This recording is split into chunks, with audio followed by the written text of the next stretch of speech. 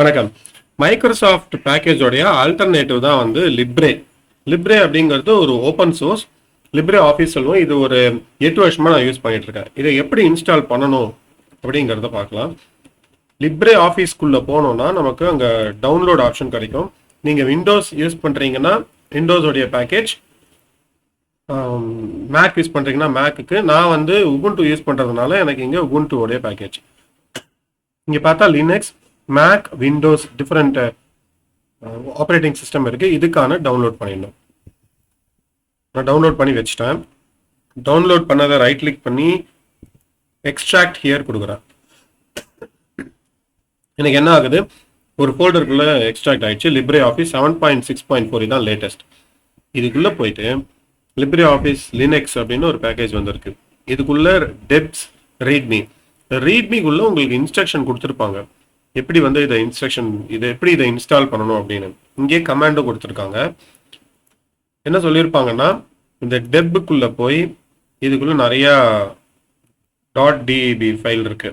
இங்கே ஒரு terminal open பண்ணிட்டு இந்த கமாண்டை sudo dpackage -i star.deb, இங்கே இருக்கிற எல்லா டிபிஎன் பேக்கேஜுமே நம்ம அன்இன்ஸ்டால் இது பண்ணணும், எக்ஸ்ட்ராக்ட் பண்ணணும்னு கேட்குறாங்க. இப்போ என்ன ஆகுது, எல்லாமே அன்பேக் ஆக ஆரம்பிக்குது. அன்பேக்கிங்னு ஒன்றா நடக்கும். இது முடிச்சோடனே நமக்கு இன்ஸ்டால் ஆகிடும். என்கிட்ட ஏற்கனவே பழைய வெர்ஷன் இருக்கு, அதனால இப்போ வந்து இது புது வெர்ஷன் இன்ஸ்டால் ஆகிடும். அது மேலே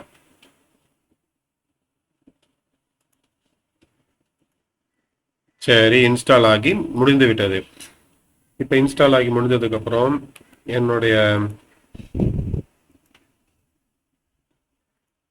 நான் என்ன பண்ணுறேன், எக்ஸல் கேல்க் அப்படின்னு ஓப்பன் பண்ணி பார்க்குறேன். இப்போ இருக்கு லிப்ரே ஆஃபீஸ் 7.6 புதுசு எனக்கு வந்துடுச்சு. என்கிட்ட இது ஓல்டு இருக்கு 7.3, இப்போ புதுசு இருக்கு.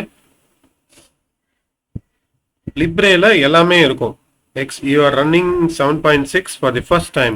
Do you want to learn what's new? நீங்கள் வந்து இதுக்குள்ளே போய் பார்க்கலாம். இதே மாதிரி லிப்ரேல பவர் பாயிண்ட் ஆஃபீஸில் இருக்கிற எல்லா ஃபீச்சருமே லிப்ரேல இருக்கும். எல்லாமே பண்ண முடியும். இது ஒரு 8 இயர்ஸாக நான் யூஸ் பண்ணுறேன். ஆஃபீஸ்லையுமே யூஸ் பண்ணிட்டு இருக்கோம். ஏன்னா இது ஓப்பன் சோர்ஸ் அப்படிங்கிறதுனால. இப்போ லிப்ரே ஆஃபீஸில் என்னென்ன இருக்குன்னு பார்ப்போம்.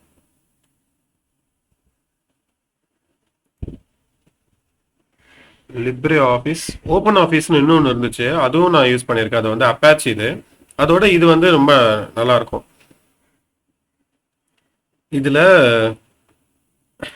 லிப்ரே அதோ இருக்கு பாருங்க, எக்ஸல், பவர் பாயிண்ட், கால்குலேஷன், அப்புறம் ட்ரா, அப்புறம் ரைட்டு எழுதுறதுக்கு வேர்டு இருக்கு இல்லையா. So Word, PowerPoint, Excel, draw எல்லாமே நமக்கு பேசிக்கான ஃபீச்சர் என்னென்ன வேணுமோ அது எல்லாமே வந்து லிப்ரேல இருக்கு.